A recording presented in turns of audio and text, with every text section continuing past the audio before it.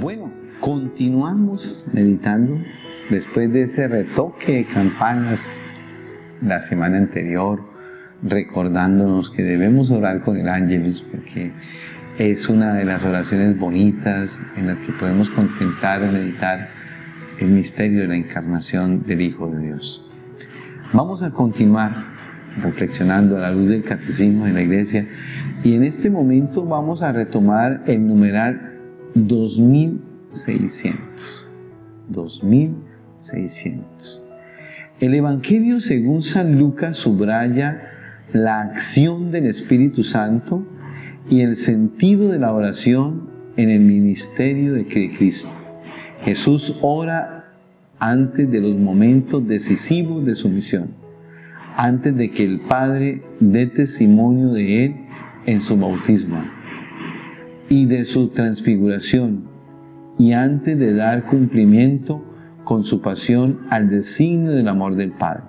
Jesús ora también ante los momentos decisivos que van a comprometer la misión de sus apóstoles, antes de elegir y de llamar a los 12, antes de que Pedro los confiese como el Cristo de Dios, y para que la fe del príncipe de los apóstoles no desfallezca ante la tentación, la oración de Jesús ante los acontecimientos de salvación que el Padre le pide que cumpla en una entrega humilde y confiada de su voluntad humana a la voluntad amorosa del Padre.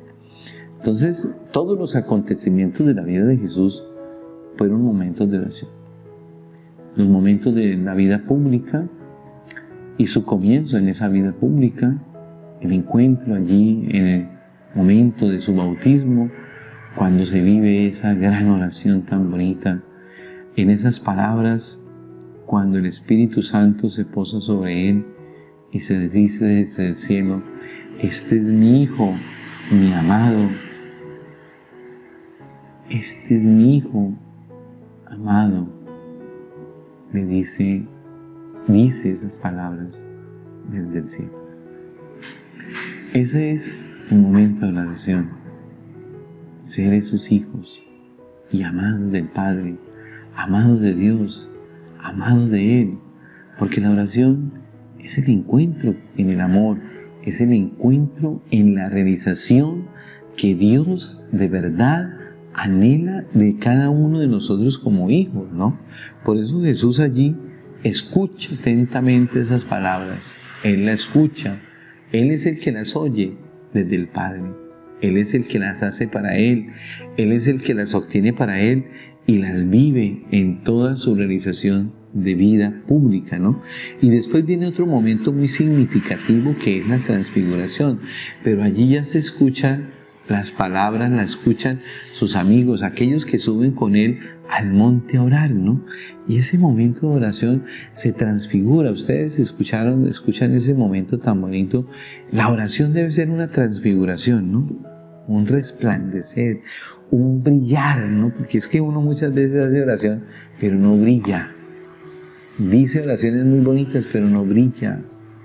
No estamos brillando. Muchas veces estamos haciendo cosas muy bonitas, sí, estamos realizando cosas muy agradables, estamos llevando cosas muy amenas, estamos realizando todo lo que Dios quiere, pero no estamos de verdad brillando. No brillamos porque vivimos desconcentrados en situaciones que no son, en cosas que no deben ser, en realizaciones que no nos llevan a nada. Entonces tenemos que brillar. ¿Cómo se brilla? ¿Cómo se hace esa luz transparente ante el Señor? ¿Cómo se hace esa transfiguración en ese momento tan bonito allí delante del Señor? ¿Cómo cada uno de nosotros tenemos que brillar? Así como Él se volvió resplandeciente. Y en ese momento en que él estaba con ese sentir resplandeciente, se oyó una voz del cielo y todos la escucharon, los que estaban con él la escucharon. Este es mi hijo, mi amado, mi predilecto, escuchadle, dice esas palabras del cielo. En ese momento se dio toda una comunión en el Padre, en el Hijo y con el Espíritu Santo. Es que la oración tiene que darnos esa comunión íntima con el Padre, ¿no? Tenemos que hacernos esos hijos agradables al Padre. Pero para hacernos hijos tenemos que vivir en comunión con el Hijo, pero a través de la acción del Espíritu Santo. Si la oración no está así encaminada, si la oración no la vivimos desde ese Espíritu bonito, en esa unidad de la Santísima Trinidad en nosotros, va a ser imposible de verdad vivir un buen espíritu de oración, ¿no? Entonces llega otro momento muy significativo en la vida de Jesús, no solamente en la transfiguración, sino el momento antes de dar el paso de la pasión. ¿Qué hizo Jesús? Se subió al monte a orar, ¿se acuerdan? Y en esa oración, ¿qué tuvo Jesús? Llanto, dolor, tristeza, lágrimas de sangre. Señor, aparta de mí este cáliz, pero que no se haga mi voluntad, sino la tuya. Y esa es la oración. Ese es el culmen de la oración. Mire todo el proceso de Jesús y toda la grandeza de Él, donde el Padre le hablaba, donde el Padre le expresaba, donde el Padre le comentaba, pero también lo que Él le va a decir al Padre en ese momento tan difícil, tan duro, por el cual está pasando. Dios bendiga, Dios les guarde y a vivir la oración con ese espíritu de Jesús en los acontecimientos difíciles de nuestra vida, es donde tenemos que más orar, encomendarnos más y pedirle más al Señor. Dios les bendiga a todos.